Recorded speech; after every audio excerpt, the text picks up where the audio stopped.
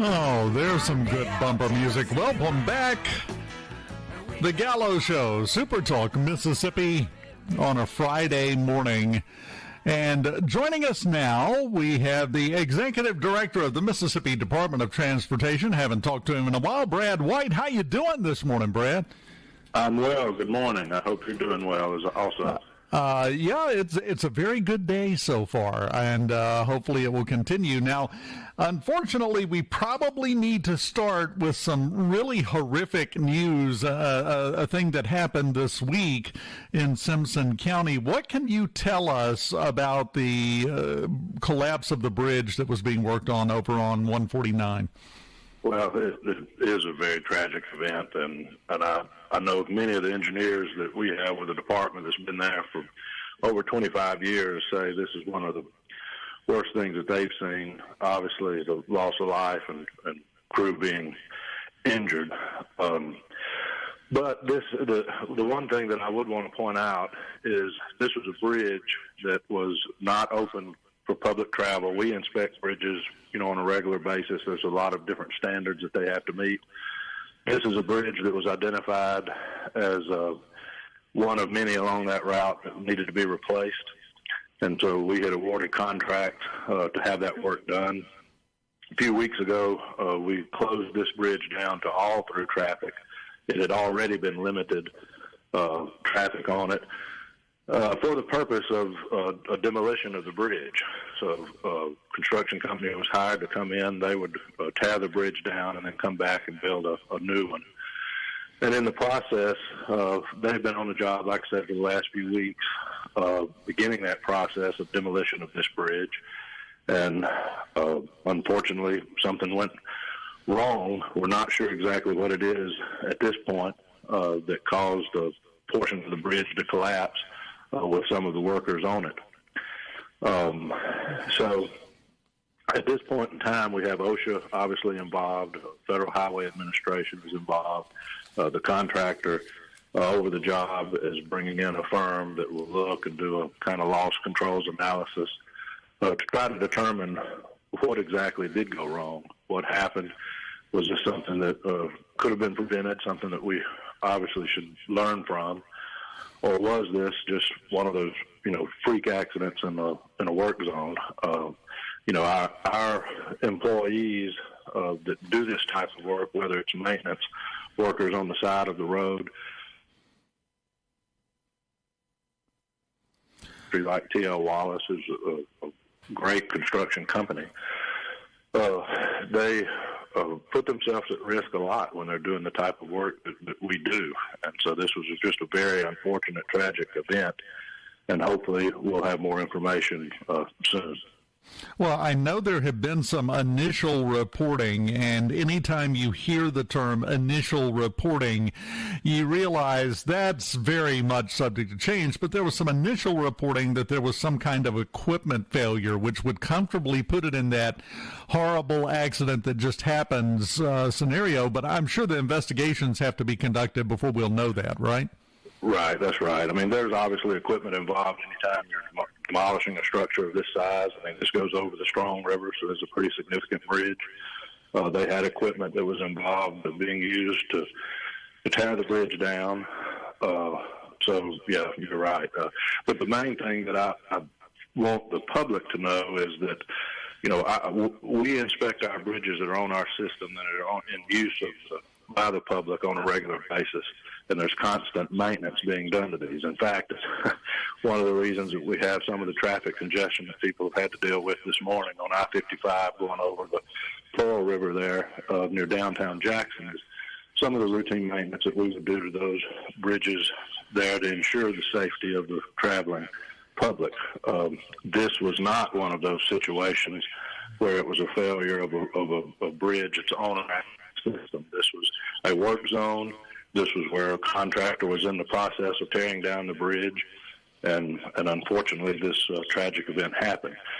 The first 36 hours after this, obviously, everybody's attention was on the lives of the individuals that were impacted by this, trying to rescue the people that were involved, and focusing totally on them and their families and and trying to be sure that we were doing all the things necessary to take care of our construction family. This is not just MDOT, but also our partners in the private sector, like T.L. Wallace.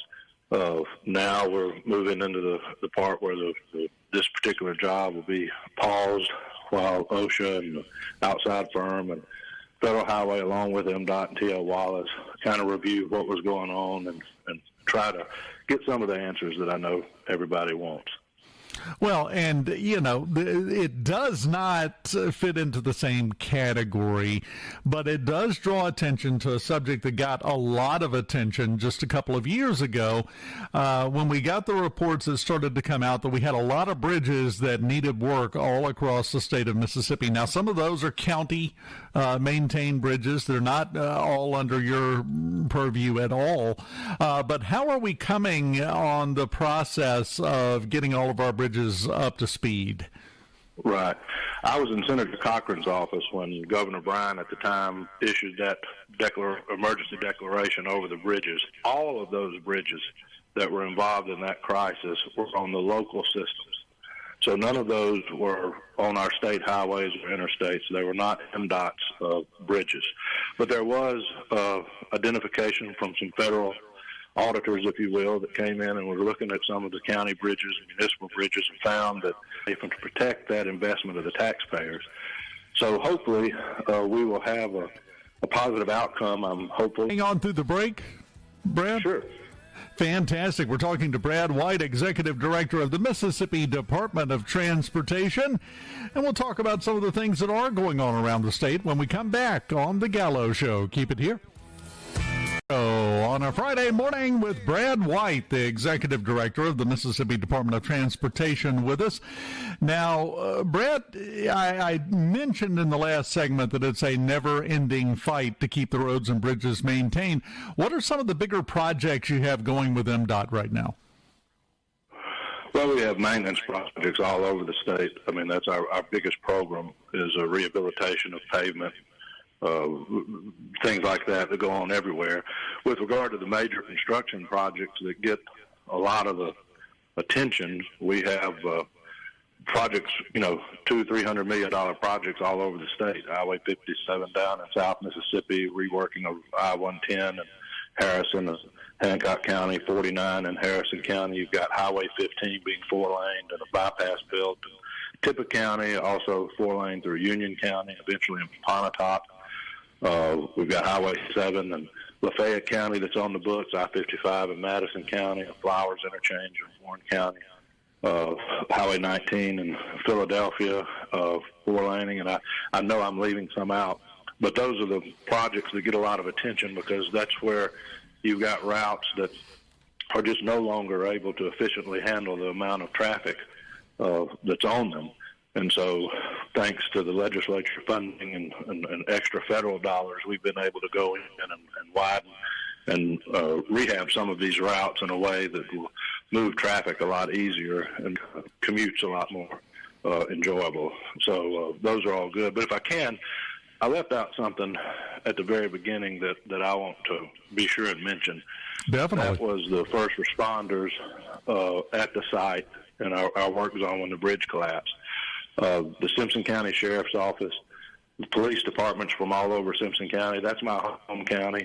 I grew up about 3 miles from where this location is. The volunteer, and I capitalize those words, volunteer fire departments from around the county that was there. We had MDOT personnel there, our chief engineer, district engineer, other personnel that were on site to help in any way. Even the MDOT personnel that were collapsed, instead of having themselves checked out and all, refused to leave until the rescue mission was over. And we talk a lot about the MDOT family and the family of the construction community in general, and that's not just words, it's real. And so and these first responders, I'm willing to bet that this was the first time any of them had encountered a situation exactly like this. And they were having to make decisions quickly, and they did a phenomenal job with a really bad situation. and I don't think enough appreciation could be expressed to them. And I want to publicly thank them and thank the MDOT team that was there, along with all these other, and some I'm sure I've left out. MEMA was present to help. Obviously, T.L. Wallace Construction had their guys there trying to help. From their leadership down, were on site. I really do express a lot of gratitude and appreciation and admiration for the men and women that were present that tried to help in a really dark time.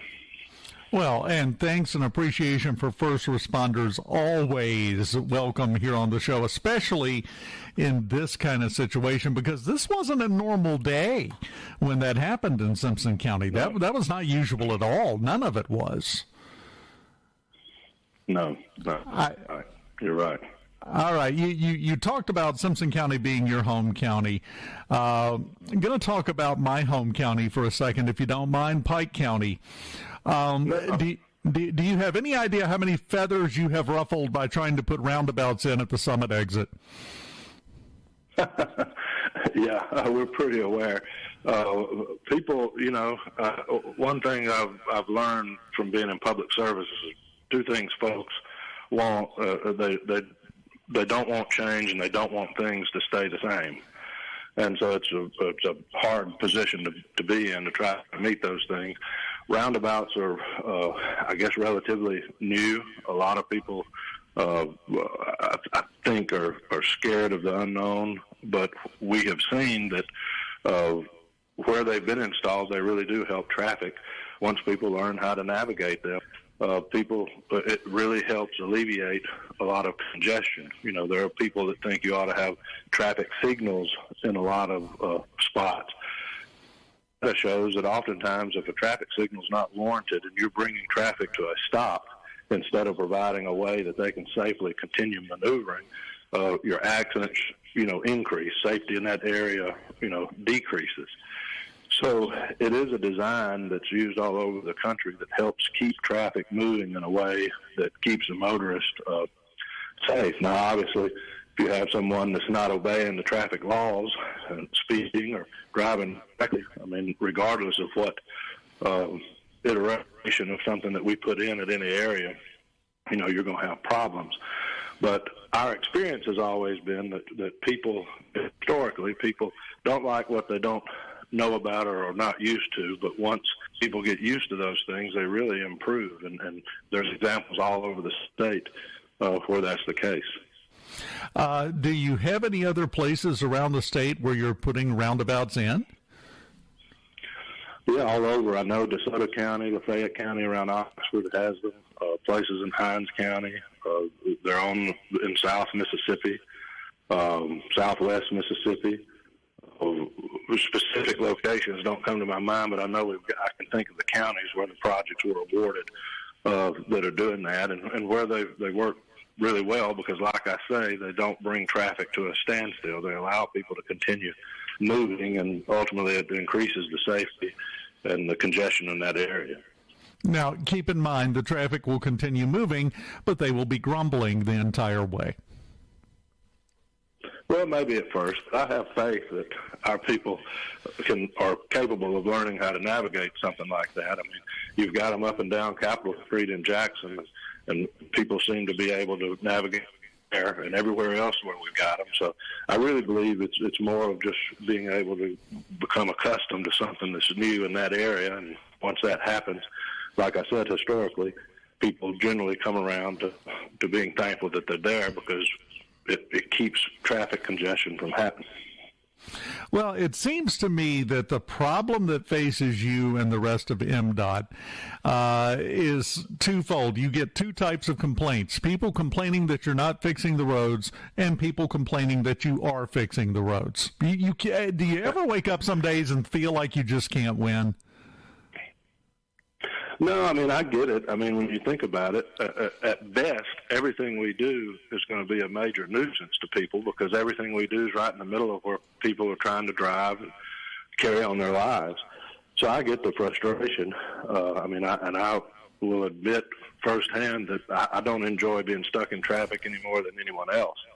But that's also why we need a system that's properly funded and that gives the department the ability to be proactive. I mean, ideally, you look at it like this. Ideally, we're going to build out a system that's supposed to be looking 20, 25 years into the future and using traffic projections out a quarter of a century instead of reacting to areas that should have been addressed 10, 15 years in the past.